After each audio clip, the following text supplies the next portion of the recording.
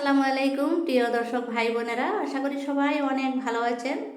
সবাইকে অনেক শুভেচ্ছা জানাই আমার গার্ডেন চ্যানেলের পক্ষ থেকে। হাটে একটা বালতিতে করে কিছু সবজির খোসা নিয়ে বাগানের ভিতরে ঢুকে পড়লাম। আর বাগানের ভিতরটা দেখুন, এত বৃষ্টির জন্য একদম পিচ্ছিল হয়ে আছে। হাঁটা খুব কষ্টকর হয়ে গেছে, আর কাজ করা তো আরও কষ্টকর হবে। কিন্তু তবুও বাগান, যেহেতু বাগানের কাজ করতেই হবে, বাগানের কাজ না করলে ভালো লাগে না। আর প্রত্যেক দিনই কিছু না কিছু কাজ থাকে। আজকে বালতিতে করে যে সবজির খোসাগুলো নিয়ে এসেছি, সেগুলো আমি কোথায় কিভাবে দেই চলুন দেখা যাক। এদিকে আমার গাছগুলো মনে হয় বৃষ্টি পেয়ে একদম ঝলমল ঝলমল করছে। প্রত্যেকটা গাছ গাছ মনে হয় যেন হাসছে।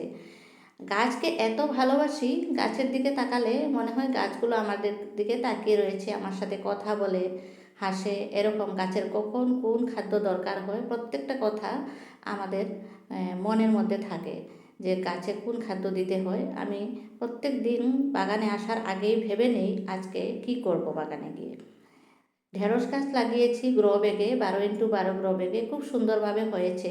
আর গত বছরও এইভাবে এই সাইজের ব্যাগেই আমি ঢেঁড়স গাছ দিয়েছিলাম, খুব ভালো ঢেঁড়স পেয়েছিলাম।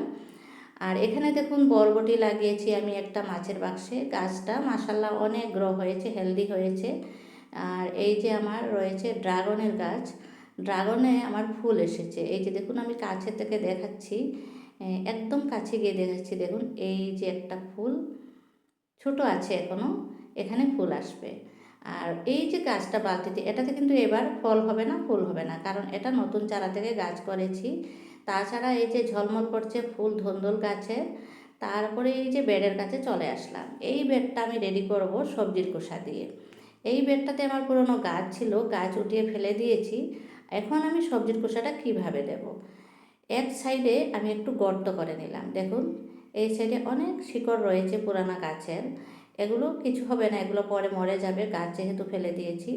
তারপরে আমি সবজির খোসাগুলো এই গর্তটাতে ঢেলে দেব। সবজির খোসা দিয়ে মাটির উপরে দিয়ে সরাসরি গাছ না দেওয়াটাই ভালো, কারণ সবজির খোসাগুলো কম্পোস্ট হতে 2 থেকে 3 মাস লেগে যায়। তার জন্য আমি যেভাবে করি দেখুন, আমি এক সাইডে এগুলো দিয়ে এখন মাটি ঢাকা দিয়ে রেখে দেব। এখনই এর উপরে আমি গাছ দেব না, কিন্তু গাছ দেব ওই সাইডটায় দেব। ওই সাইডটায় গাছ দিলে এ পাশ থেকে এগুলোর যে তরলটা বের হবে, এগুলো গাছ সবসময় পেয়ে যাবে। এটা একটা ভালো খাদ্য গাছের জন্য। এভাবে করে মাটি ঢাকা দিয়ে দিলাম। তারপরে এই সারটাতে আমি অন্যত্র চারা করে, যে কোনো গাছেরই চারা করে এনে বসাবো। কী গাছ বসাবো সেটা এখনও ঠিক করিনি, কারণ বীজ দেব না, কারণ খুব বেশি বৃষ্টি হচ্ছে। এখানে বীজ দিলে ভালো হবে না, বীজের থেকে চারা হতে বেশি বৃষ্টির মধ্যে একটু খারাপ হয়ে যায়। তাই আমি অন্য জায়গায় চালের নিচে চারা করে তারপরে এখানে একটু বড় হলে এনে বসিয়ে দেব। তারপরে আমার বাগানটা কেমন লাগলো দেখুন, একটু আপনাদেরকে এক ঝলক দেখাচ্ছি। বাগানটা যদি ভালো লাগে, আপনারাও যদি বাগান করে ভালোবাসেন, তাহলে আমার চ্যানেলটা সাবস্ক্রাইব করে দিয়ে ভিডিওতে একটা লাইক দেবেন।